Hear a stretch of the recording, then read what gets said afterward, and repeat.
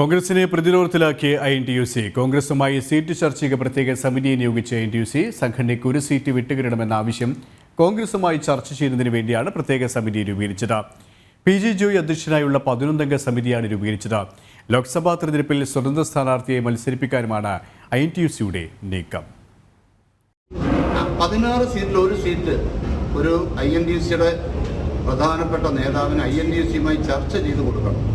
INTUC president ചന്ദ്രശേഖരൻ്റെ സീറ്റല്ല, അത് വ്യക്തമാക്കാൻ ഞാൻ ആഗ്രഹിക്കും. ഞാനാണല്ലോ വ്യക്തി, അതുകൊണ്ട് അത് വ്യക്തമാക്കാൻ ഞാൻ ആഗ്രഹിക്കും. എല്ലാ സീറ്റും വേണമെന്ന് ഞങ്ങൾക്ക് ആഗ്രഹമുണ്ട്. 16 സീറ്റും INTUC പ്രവർത്തകന്മാരുള്ള നേതാക്കന്മാരുള്ള സീറ്റുകളാണ്. 16 20 സീറ്റിലും INTUCക്ക് ശക്തമായ സ്വാധീനമുള്ളതാണ്. ആരായാലും ശരി, ആ കക്ഷിക്ക് പരിഗണിക്കേണ്ടതിന് കോൺഗ്രസ് കൊടുക്കേണ്ട വിലയ്ക്ക് ഒരുപാട് അതിർത്തികളുണ്ട്. അതിർത്തികളൊക്കെ ലംഘിച്ച് ഇത് പരിശോധിക്കാതെ പഠിക്കാതെ നിലപാടുകൾ എടുക്കാൻ പാടില്ല എന്ന് ശക്തമായ അഭിപ്രായം നമുക്കുണ്ട്. അതൊരാളിനോ ഒരു പാർട്ടിക്കോ എതിരായി പറയുന്നതല്ല. കഴിവുള്ളവർ ഒരുപാട് പേരുണ്ട്.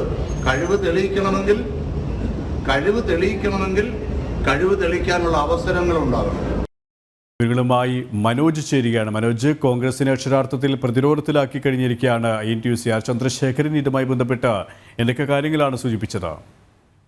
തീർച്ചയായും KP, ഇന്ന് നടന്ന സംസ്ഥാന എക്സിക്യൂട്ടീവിലാണ് ഇത്തരത്തിലൊരു തീരുമാനം, ഈ ഒരു നിലപാട് ശക്തമായി തന്നെ INTUC വ്യക്തമാക്കുന്നത്.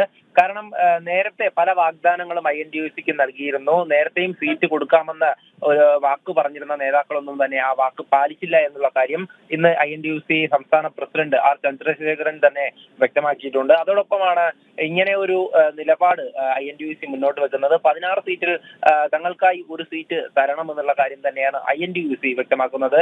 കോൺഗ്രസുമായി ഈ സീറ്റ് ചർച്ചയ്ക്ക് വേണ്ടി പ്രത്യേക സമിതിയെ ഇപ്പോൾ തീരുമാനിച്ചിട്ടുണ്ട്. ഈ സംഘടനയ്ക്ക് ഒരു സീറ്റ് വിട്ടുകെട്ടണമെന്ന ആവശ്യം കോൺഗ്രസുമായി ചർച്ച ചെയ്യുന്നതിന് വേണ്ടിയിട്ടാണ് ഈ പ്രത്യേക സമിതിയെ ഇപ്പോൾ രൂപീകരിച്ചിട്ടുള്ളത്. ഇതിൽ PJ ജോയ് ആണ് അധ്യക്ഷനായി ഉള്ളത്. ഈ സമിതിയിൽ എന്തായാലും കോൺഗ്രസ് ചർച്ചയിൽ ഒരു സീറ്റ് വിട്ടുകെട്ടണമെന്ന് ശക്തമായി തന്നെ INTUC ആവശ്യപ്പെടും. 14 എല്ലാ ജില്ലാ കമ്മിറ്റികളിലും കൺവെൻഷൻ ചേർന്ന് ഈ സീറ്റ് വേണമെന്നുള്ള ആവശ്യത്തിൽ പ്രമേയം പാസാക്കും. ഇന്ന് ചേർന്നിട്ടുള്ള INTUC യോഗത്തിൽ സംസ്ഥാന നേതാക്കളൊക്കെ ഒരുമിച്ചിരുന്നെടുത്ത തീരുമാനമാണ്. ഇത്തരത്തിൽ ഇനിയും സീറ്റ് തന്നില്ലെങ്കിൽ, അതായത് ഈ കോൺഗ്രസ് ഈ ആവശ്യം അംഗീകരിച്ചില്ലെങ്കിൽ INTUC ഒരു സീറ്റിൽ പ്രത്യേകം സ്വതന്ത്രനായി തന്നെ മത്സരിപ്പിക്കുമെന്നുള്ള കാര്യം എന്തായാലും ഇത് കോൺഗ്രസിന് ഒരു വെല്ലുവിളിയായി മാറുകയാണ്. കാരണം നേരത്തെ തന്നെ കോൺഗ്രസിനെതിരെ പരാമർശം ഉയർത്തിയിരുന്നു INTUC. കാരണം ഈ മറ്റ് സംഘടനകളുടെ സഖ്യകക്ഷികളൊക്കെ തന്നെ വലിയ പരിഗണന നൽകുന്നു, എന്നാൽ തൊഴിലാളി സംഘടനയായ INTUCക്ക് പരിഗണന നൽകുന്നില്ല എന്നുള്ള കാര്യമാണ് ഈ INTUCയുടെ സംസ്ഥാന നേതാക്കൾ വ്യക്തമാക്കിയത്. അത് രൂക്ഷമായി തന്നെ ആണ് ഇന്ന് ഈ നിലപാട് വ്യക്തമാക്കിയിട്ടുള്ളത്. എന്തായാലും INTUC ഇപ്പോൾ പ്രത്യേകം യോഗം ചേർന്ന് ഒരു സമിതിയെ രൂപീകരിച്ചിട്ടുണ്ട്. അത് കോൺഗ്രസിനെ കൂടുതൽ പ്രതിരോധത്തിലാക്കുകയാണ്. കാരണം കോൺഗ്രസ് സഖ്യകക്ഷികളെ പരിഗണിക്കുന്നത് പോലെ INTUCയെ പരിഗണിക്കുന്നില്ല എന്നുള്ള ഒരു ആക്ഷേപം ഉയർന്ന ഒരു സാഹചര്യത്തിലാണ് പ്രത്യേക സമിതി രൂപീകരിച്ച് തങ്ങളുടെ സീറ്റിന് വേണ്ട ആവശ്യം പ്രമേയത്തിലൂടെ എല്ലാ ജില്ലാ കമ്മിറ്റികളിലൂടെയും പാസാക്കി കോൺഗ്രസിനെ അറിയിക്കുവാൻ, കോൺഗ്രസിനോട് ചർച്ച ചെയ്യുവാൻ വേണ്ടി ഈ സമിതി രൂപീകരിച്ചിട്ടുള്ളത്.